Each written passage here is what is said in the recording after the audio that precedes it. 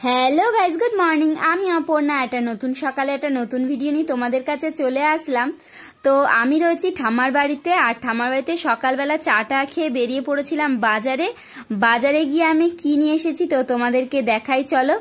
তো আজকের দিনটা তোমাদের সাথে শুরু করছি। তো আজকের দিনটা কেমন যায় তোমাদেরকে দেখাবো। চলে গেছিলাম বাজার থেকে আজকে নিয়ে এসেছি চিংড়ি মাছ। এখানে অনেক ধরনের মাছ ছিল, তো আমি আজকে নিয়েছি আমার ইচ্ছা মতন চিংড়ি মাছ। আর তার সাথে নিয়ে এসেছিলাম বাড়িতে পুঁই শাক, একদম কচি কচি পুঁই শাক, ছোট্ট ছোট্ট। আর তার সাথে নিয়ে এসেছি এই যে চিংড়ি মাছ। তো আজকে রান্না হবে চিংড়ি মাছ, পুঁই শাক, আর কি কি রান্না হয় তোমাদেরকে দেখাবো। তো এখানে সবজি কাটতে বসে গেছিল কাকিমা। তো এখানে কাকিমা সবজি কেটেছে, কিছুটা কাটা হয়ে গেছে, আর এখানে রান্নাও বসানো হয়ে গেছে। আর তার সাথে রয়েছে কাটাপোনা মাছ ভাজা হচ্ছে, আর তার সাথে বলেছিলাম পুঁই শাক হবে আর চিংড়ি মাছ। এখানে চিংড়ি মাছ ভাজা হয়ে গেছে, আর বাদবাকি সবজি কাটা হয়ে গেছে। তো চলো আজকে কি কি রান্না হয় তোমাদেরকে সম্পূর্ণ দেখাবো।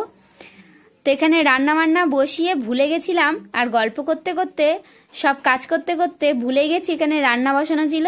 তাই এখানে কাকিমা ছুটে এসে দেখছে যে পুরো চাটনির বাটিটা দেখো পুড়েই গেছে, দেখাচ্ছি আমাকে। চাটনিটা পুরো পুড়ে গেছিল, গ্যাসে বসানো ছিল, ভুলেই গেছিল। বলছে মাথাতেই নেই, মাথা থেকে বেরিয়ে গেছে যে চাটনিটা বসানো ছিল। তো যাই হোক, কিছু করার নেই। চাটনির বাটি দেখো অবস্থা, শুধু আটিগুলো পড়ে রয়েছে, আর চাটনি সব পুড়ে ছাই। তো যাই হোক, আজকে চাটনি ছাড়াই ভাত খাওয়া হবে। তো এখানে শাক ভাজা, বেগুন ভাজা, মাছ ভাজা, ভাত, আর তার সাথে রয়েছে পুঁই শাক দিয়ে, চিংড়ি মাছ দিয়ে, কুমড়ো দিয়ে একটা তরকারি, আর তার সাথে রয়েছে একটা ভেন্ডি তরকারি ছিল, যেটা তোমাদেরকে দেখাতে পারলাম না। আর সন্ধেবেলা আমি বসে পড়েছি আজকে সুজি বানাতে। আজকে সুজিতে আমি দিয়েছি ঘি, এলাচ, আর এটা দিয়ে সুজিটা ভেজে নিয়েছি। তার সাথে দেব চিনি, চিনিটা দিয়ে সুজিটা আমি ভেজে নেব ভালো করে, লাল করে, হালকা লাল করে ভেজে নেব। ভেজে ওর মধ্যে একটু দুধ দেব, দুধ দিয়ে তো একদম হালকা ঝোলও করব না আর একদম শুকনো করব না। এই সুজিটা আমার দারুণ লাগে খেতে। তো আমার এখানে দেখো লাল লাল একদম ভাজা হয়ে গেছে, আর আমি এর মধ্যে দিয়ে দেবো দুধটা। তো এই হালকা, বেশি দুধ দিইনি, 1 গ্লাস মতন দুধ দিয়েছি, আর অল্প সুজি যার জন্য 1 গ্লাস দুধ দিয়েছি। তো আমি একদম জলও দিইনি বেশি, আর বেশি দুধও দিইনি। এটা বেশি পাতলা হবে না, যার কারণে এরকম করা। তো আমার এখানে সুজি হয়ে গেছে, আর একটু ফুটলেই একদম আমার সুজি কমপ্লিট।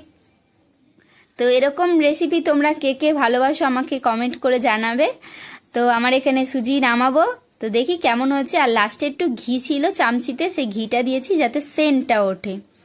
তা আমার এখানে একদম সুজি কমপ্লিট হয়ে গেছে, ভাজা ভাজা একদম সুজি। দেখো গরম গরম, কে কে খাবে চলে আসো।